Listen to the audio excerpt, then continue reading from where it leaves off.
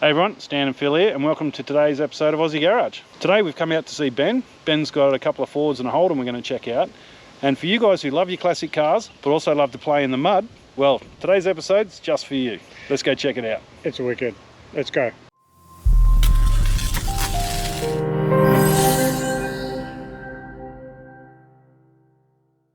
Today's video is proudly brought to us by Optics, Nanotechnologies and Red Hot Internet Solutions. Ben, how are you, mate? There you go, mate. Good to see you.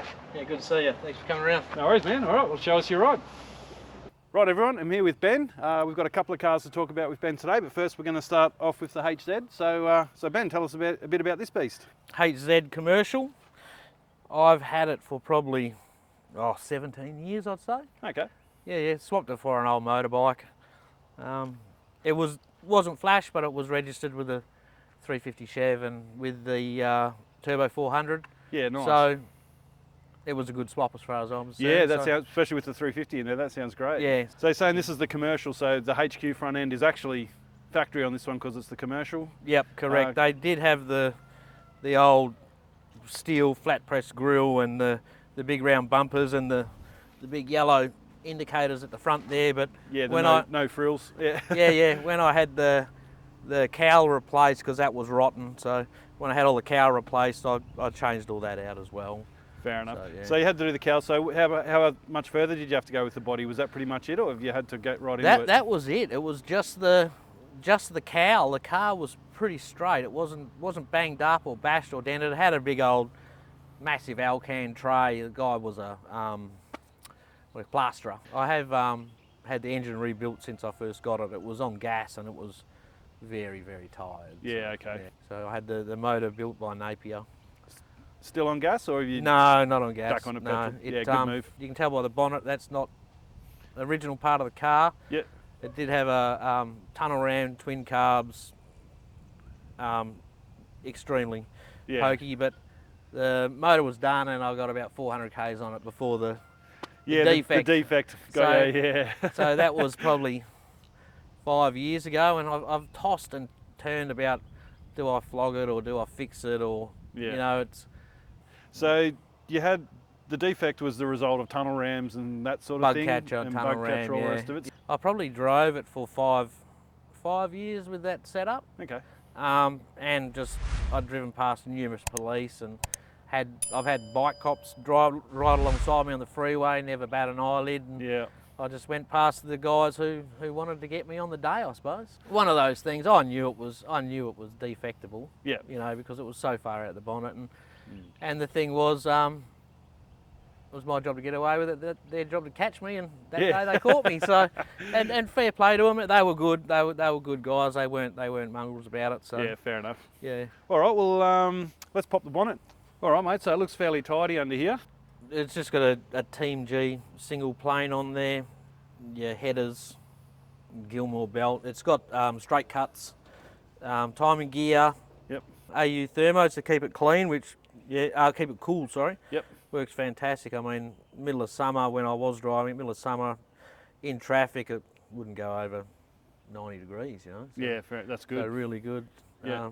And what kind of gearbox he's got behind here? Turbo 400. Turbo 400, yeah. And that runs into what diff? 12 bolt. Just a 12 bolt. Yeah, cool. This was my daily driver. Yep. And until the defect happened, it was, and then I started driving the panel van, which you'll see in a minute. Yep. Yeah. The next one's the one I want to talk about. The Wagon, one of the wagons, yeah. The Wagon, yeah. So let's go check this thing out over here. All right, mate, so look at this beast. I made the mistake of calling it an overlander when I got here. Yeah. Apparently that's a swear word in the circles of overlanders. So tell us about that. Yeah, well, I got this 2-3 years ago, I suppose. 2 years ago when I was working away, and there was a few posts, and I put on some Facebook things about overlanders, and I got eaten alive by the Holden boys, right. Because I mean, Ford didn't make an overlander; they made a four-wheel drive. So yeah, and then I kind of got bashed a bit by the some of the four-wheel drive XY four-wheel drive guys because they were like, oh, it's not original, shouldn't be. So But you know, it is what it is. So this one was made by somebody more so that didn't come out of the factory like this one. No, Yeah. not out of the factory. From what I can pick, this one and the other one have all the Dana diffs and transfer case and everything that the original Ford full drive utes had. Yep. Grafted into them. So, but this one has just a stock 302 and a C4 automatic instead of the 250 and the 3-speed. So Yeah. yeah. So has anyone had a look at it? Do they know like what parts were used on this, or was it just something someone made up? Do you think, or was they got the pressed parts? Or I think I would like to find who actually originally built it. The guy that I bought it from didn't build it. I'd like to find out who actually did build it, so I can have a chat to him about some of the stuff that they did use. You know what I mean? Because you can't ring. It's hard enough to get a part off an old XE like I've got at Repco with a young bloke. You can't ring up and say I've got this. They just go. No, they wouldn't know what you're talking about. Yeah, half it's not the time. in the computer.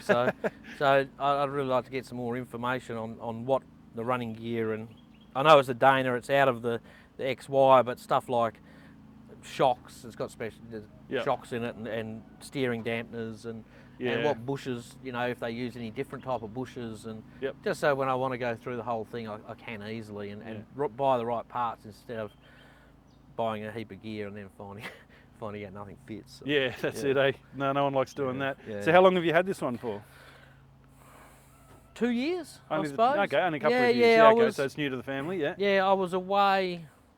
I was overseas when I bought it. I knew a person whose cousin was selling it, and they were willing to take what I offered. They had it advertised. They were willing to take what I offered. So, and it was a good buy. You know, like it's got a bit of panel rust and the paint job's far from perfect, but structural and brakes and steering and everything's perfect. Just had a poor paint job, so which I'll remedy that one day, you know. But does that bother you so much? Do you get this out in the bush and you go camping and that sort of thing? Well, that's another thing, you know. Like we've been down to Collie, down the tracks of Collie River, and I'm not too concerned about dragging trees down the side and that if I spend a fortune on paint, then I'm going to be like, oh no, I can't take that out, you know. Yeah. So at the moment, I'm just driving it, you know. So yeah, we did a 3,500k trip in it just after Christmas. Nice. Went down Esperance, all up through the goldfields, wheat belt, you know, spent a couple of days, me and the missus, and beautiful. Camping and fishing and doing stuff, and did not miss a beat. Yeah, and ride's okay? Ride's fine? Ride's good.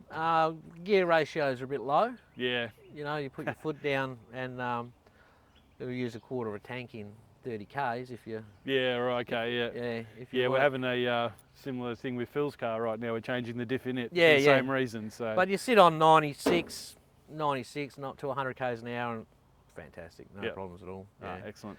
All right, well let's crack the bonnet and let's have a look under there.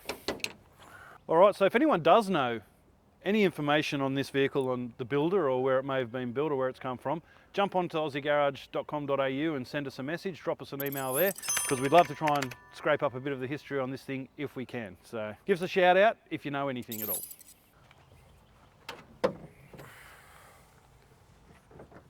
So that's it, it's just a bog stock 302. I got a few friends who are Ford fanatics and they check the numbers. It's out of an XB or something like that. It's not a thing, but yeah. I'm not a purist, far from a purist, and so it's the car's just got to be reliable and safe, and that's all you got to keep them, you know. Yeah, fair enough. And just keep them going, so either the kids or someone other young bloke can get them further down the track when I've had enough of them. That's it, mate. So. The motor, we were talking about this earlier. The motors are actually on an angle in here, aren't they? Yeah. That's and there's a funny reason for that, isn't there? Yeah, tilted over towards the driver's side because the Dana Diff with the offset center's a little bit off center, so it's just lent like that. So when you're obviously four-wheel driving, so the diff center doesn't come up and smash the sump. So, yeah, right. Yeah, these are the same, and you'll see on the 250 in the other car, it's that's on a massive lens. It looks like a Valiant motor, like you said earlier. Yeah. So, but yeah, I have seen these done where the engines aren't on a slant, but they're a lot higher up. Okay, sit up higher in the Yeah, bay. yeah, type they thing, brought them yeah. up a lot higher. So I suppose there's more than one way to skin a cat when you. Yeah, I suppose it all when you're comes down to doing your centre of gravity, doesn't it? If you want it a bit lower or a bit higher when it comes to sticking that weight up a bit Yeah, higher. I suppose it depends on the builder. There was lots of builders of these things, you know. Yeah. Cool. So you've said Dana diffs. Dana diffs, Dana transfer. C4. C4, yeah. With the Dana transfer case on the back of it then? Yep. Yep. Yeah, cool. Yeah, so because I've never had it on the beach. When I first got home, we took it down the beach and it just went fantastic. Yeah. So well, and then when you think about it, the weight of this thing's probably half of a new Land Cruiser. Yeah. Sit up on the sand nicely.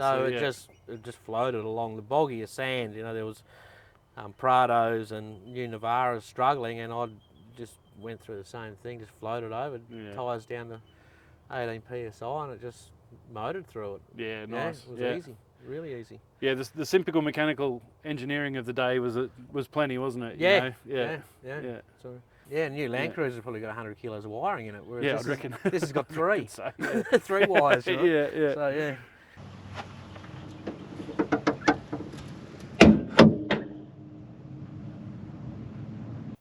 All right, mate. So it all looks fairly standard in here.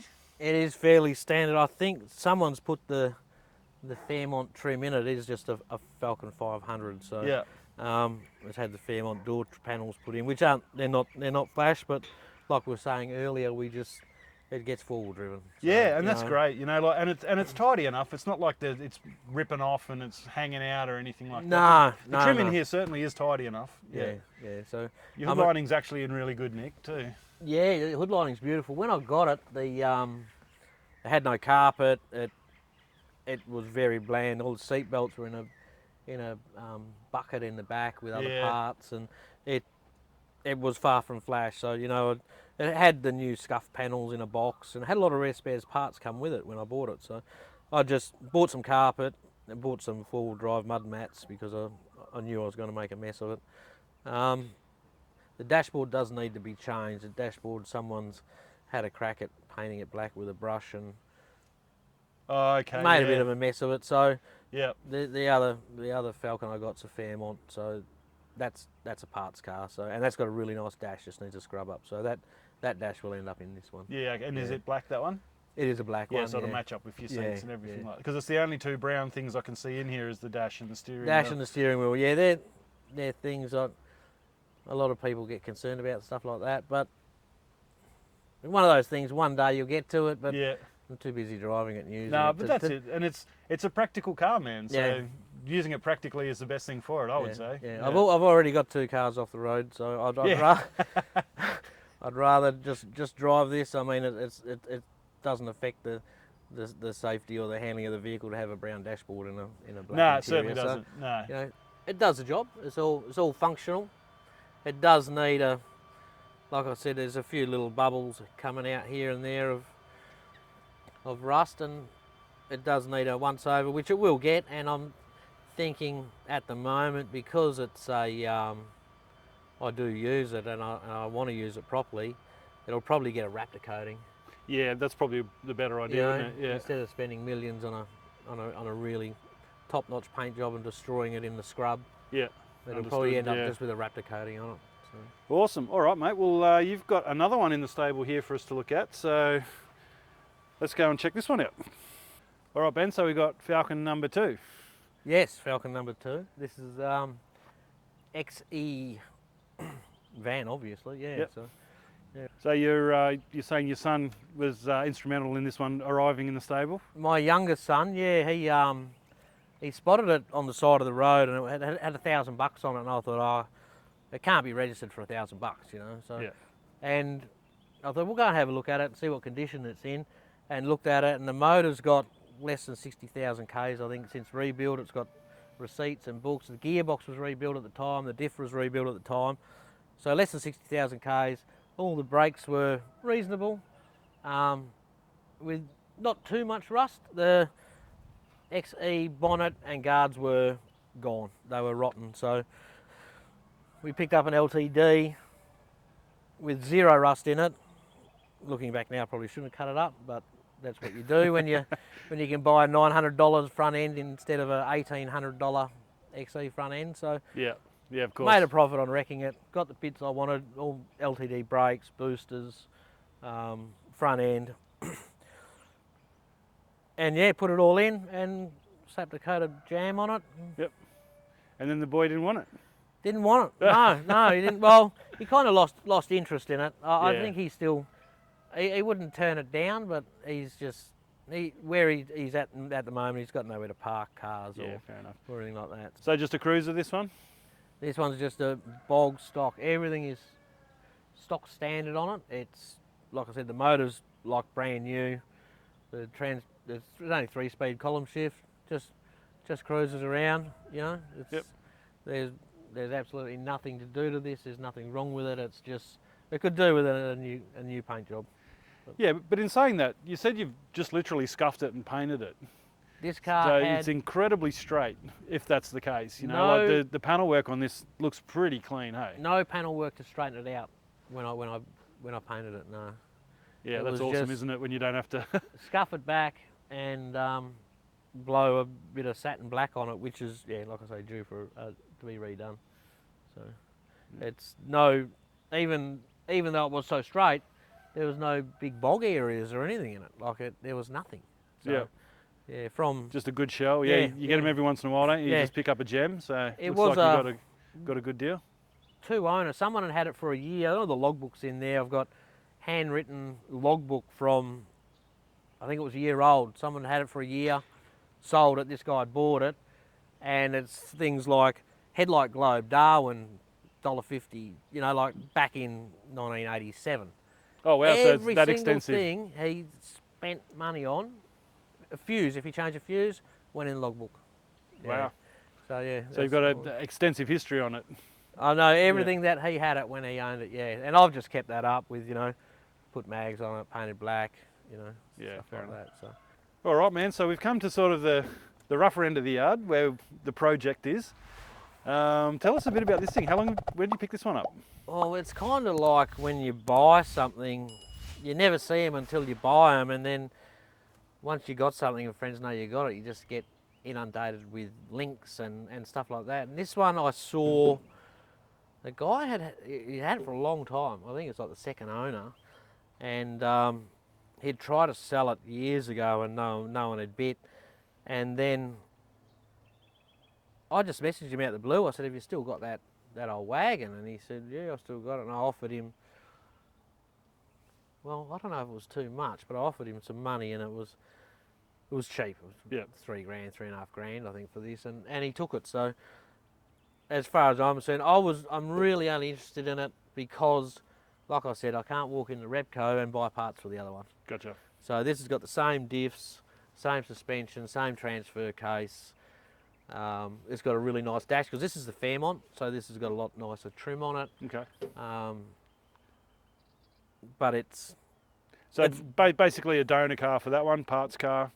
it's long past its restorable date for me, value-wise. It's not, you know, like the whole underneath rotten, and it had sat outside for, apparently it sat at Carnarvon near the beach for years, unregistered, and that's Where the rust that's got where the into rot it. came from. So That salty air. so yeah.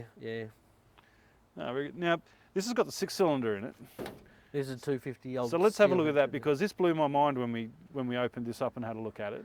Yeah. Just the way they've mounted the 6-cylinder engine, and again, it was for the same reasons you were mentioning before, wasn't it? To give diff clearance. Diff clearance, yeah. So this is slanted. I haven't seen a ute per se, as in open the bonnet of one of the full drive utes to see exactly what angle, but they are pretty much the same as this from what I'm told. So Yeah. Oh, let's have a look. So mind the tinsel, it gets dragged out the front yard for a Christmas time, Christmas ornament, you know. Oh, that's mint. I have Santa stuffed in the bonnet, fixing it, covered in presents. So you can see the Yeah, that's quite an angle, isn't it? 250 there. That's probably, shit, I don't know what angle you'd put that. Maybe 70 degrees off, probably 30 degrees off vertical. Has that look as soon as you open the bonnet, doesn't it? You know, Yeah, you think, oh yeah, I'm looking at an old Valiant. Yeah. So. Yeah. I haven't tried to start it. The motor is free. It hasn't got a carburetor on it, so I've never tried to start it or anything. Yeah. So. Oh, well, It would they were probably pretty go. simple, these old girls that are throw a bit of fuel down it and give it Yeah. some spark, and it'll probably fire. Yeah, it'll probably go. Yeah. But as for what I'm going to do with it, I don't know. It's one of those things, like I said, it's good to have for parts, but it's one of those things you don't really want to cut up, but if worst comes to worst. You might find someone who wants to throw 60 grand at it and restore it one day. Well, they want to throw 60 grand at me, they can have it. That's what I don't think I'll throw 60 grand at you, but yeah. Nah. But you know what I mean. If it gets in the right set of hands, someone would bring it back. Oh, it is restorable. All the parts are there, all the running gear and everything is there for a rebody. Yep. You know what I mean? You could do a ute, or you could do another wagon or a panel van or a sedan, but I'd say, looking at the floors that aren't in this, not this one. Yep, fair enough. Not this one. So that's it. This one, unfortunately, I can't. Well, it rolls, but that's about it. Yep. Very good, mate. Awesome. Look at this. Oh, there's nothing I left. love it. That's a small rust hole. All right, mate. Well, it's been great to come out and have a look at your cars, man. Yeah, no problem. And I love that these things get out and get used and get on the beaches and that sort of thing, because that's what they were built for. So I absolutely love that aspect of your collection. We'll come back again, and once you got this one back together or anything like that, we'll come back and see where you're at. But, see you in 20 years. Yeah. Perfect. Thanks so much for having us, mate. Thanks, mate. No problem at all. Cheers. Yep.